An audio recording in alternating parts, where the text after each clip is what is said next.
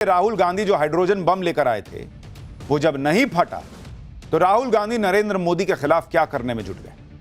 सुनिए राहुल गांधी को आज उन्होंने नए सिरे से क्या कहा है।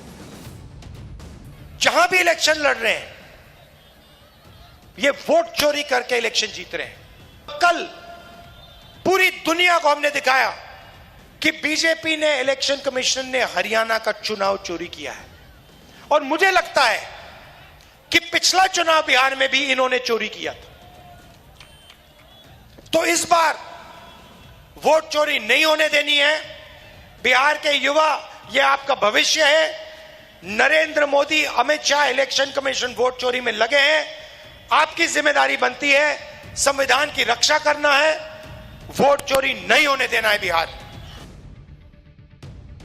राहुल गांधी कह रहे हैं कि पिछला बिहार चुनाव भी वोट चोरी से जीता होगा इन लोगों ने। अरे पिछले बिहार चुनाव में सिंगल लार्जेस्ट पार्टी आप ही की साथ ही आरजेडी थी, वोट चोरी करके भी सिंगल लार्जेस्ट पार्टी आरजेडी हो जाएगी।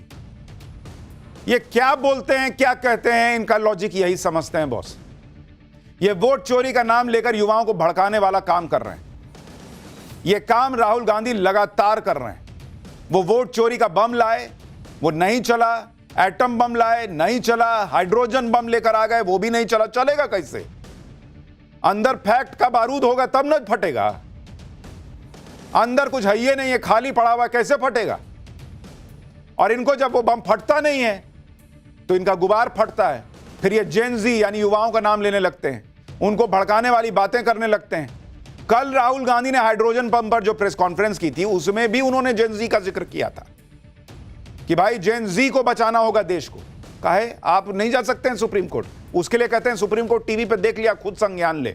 अब सुप्रीम कोर्ट के जजेस का यही काम रह गया है कि टीवी पे प्रोग्राम देख देख के कि राहुल गांधी क्या बोले हैं और खुद से संज्ञान ले। ये नहीं जा सकते हैं सुप्रीम कोर्ट। कपिल सिब्बल, अभिषेक मनु सिंघवी क्या करेंगे फिर? सवाल है वोट चोरी का नाम लेकर राहुल गांधी जेन जी की बात क्यों बार बार कर रहे हैं। राहुल गांधी से अपने आरोपों पर जब कोर्ट जाने को कहा जाता है तो कहते हैं कि कोर्ट क्यों जाएं? वो प्रेस कॉन्फ्रेंस बंद कमरों में नहीं कर रहे, कोर्ट तो सब देख रहा होगा। जब कहा जाता है कि वोटर लिस्ट में जो गड़बड़ी आप दिखा रहे हैं वो गड़बड़ी उनकी पार्टी को खुद देखनी चाहिए क्योंकि वोटर लिस्ट तो सबको पहले दे दी जाती है। इस पर राहुल गांधी कहते हैं कि वोटर लिस्ट लास्ट मिनट में मिलती है, चेक ही नहीं कर पाते हैं, जबकि कई कई हफ्ते पहले ही वोटर लिस्ट सबको मिल जाती है। यानी पहले ना खुद चेक करेंगे, ना कोर्ट जाएंगे, बस आरोप लगाएंगे, हलफनामा नहीं देते हैं। क्या इसका मतलब यह नहीं है कि राहुल गांधी चाह रहे हैं कि वो इतने आरोप लगा दें, इतना भ्रम फैला दें कि बवाल हो जाए, पब्लिक नहीं पूछेगी? बार बार जेन जी की बात राहुल गांधी इसलिए तो कर रहे हैं कि वोट चोरी के नाम पर भ्रम में डालकर युवाओं से बवाल करवाया जाए क्या? यह सवाल पब्लिक पूछ रही है क्योंकि इनको उम्मीद अब जेन जी से बची है कि भाई कुछ होगा सड़क पर तभी तब शायद मामला बनेगा। राहुल गांधी की मंशा पर सवाल उठ रहे हैं। उनकी बहन प्रियंका वाड्रा भी यही बातें कर रही हैं। आप देखिए एकदम पैटर्न मैच हो रहा है। प्रियंका वाड्रा को भी सुनिए कैसे कह रही है कि वोट चोरी हो रही है तो जनता चुप क्यों है, ताकत दिखाए। सुनिए जरा। आज इतना इनका अहंकार इतना बढ़ चुका है कि आपके वोटों का भी सम्मान नहीं कर रहे। 65 लाख वोट आपके काटे हैं बिहार में, 65 लाख वोट। और मैं दावे के साथ कह सकती हूं कि अगर ये चुनाव निष्पक्ष होगा तो आप इनको खदेड़ने वाले हैं, निकालने वाले हैं और एक नई सरकार लाने वाले हैं।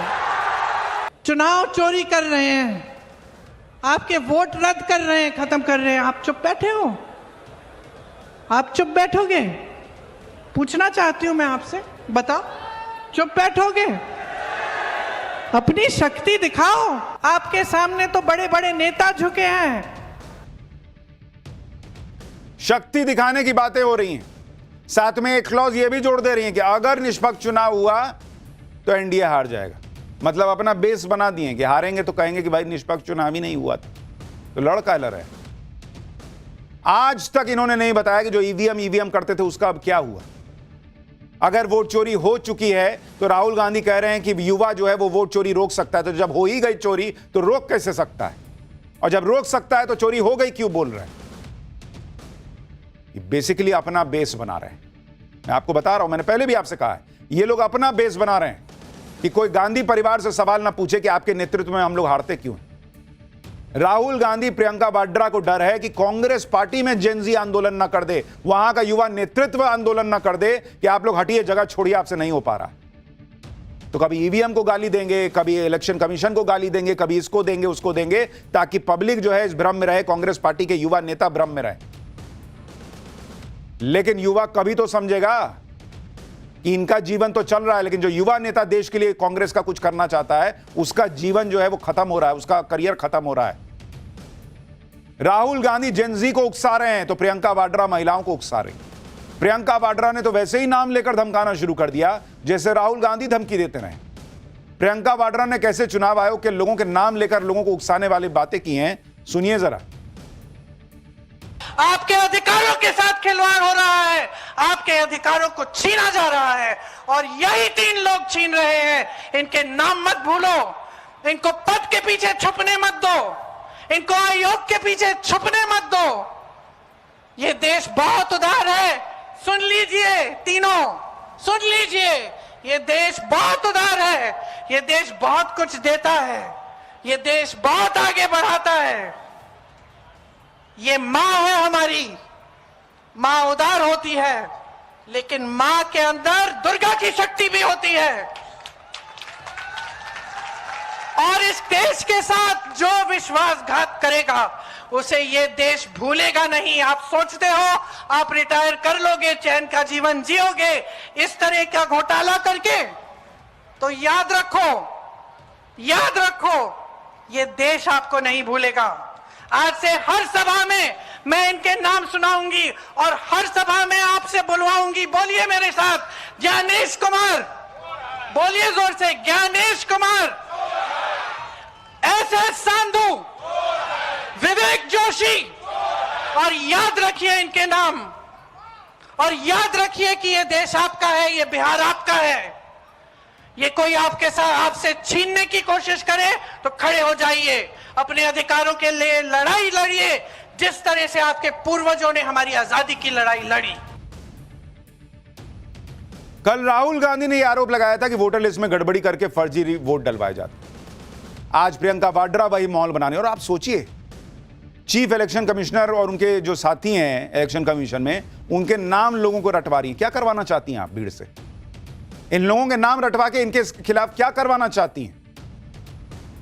ये इनकी पॉलिटिक्स है।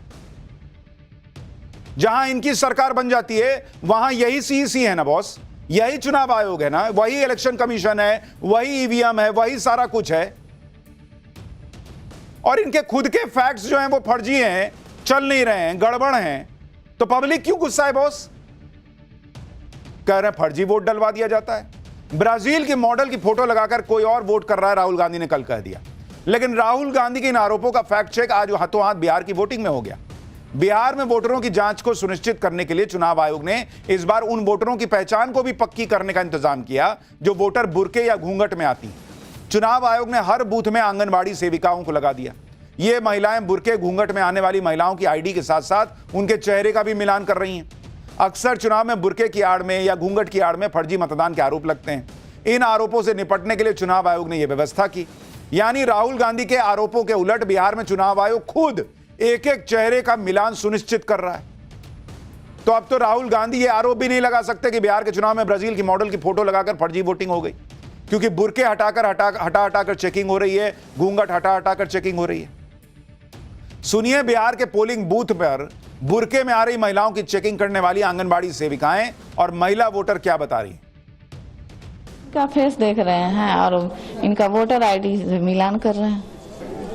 क्या अंदर जाने से पहले मोबाइल को रखा गया, उसके बाद नाम चेहरा देखा गया, चेहरा देखने के बाद नंबर मिलाया गया और वोट दिएंगे और कुछ नहीं। सब चीज़ बहुत अच्छा हुआ। बुर्का हटा के आपको? हाँ, बुर्का हटा के देखा चेहरा, उसके बाद वोट गिराए, उसके बाद आए तो बुर्का नीचे गिराए। तो इससे आप सहमत हैं? सहमत है। तो ये इनिशिएटिव को कैसे देखते हैं आप? बहुत अच्छे से। आपको क्या लगता है कि इस तरह से वोट चोरी रोका जा सकता है? हाँ, इससे तो रोका जा सकता है।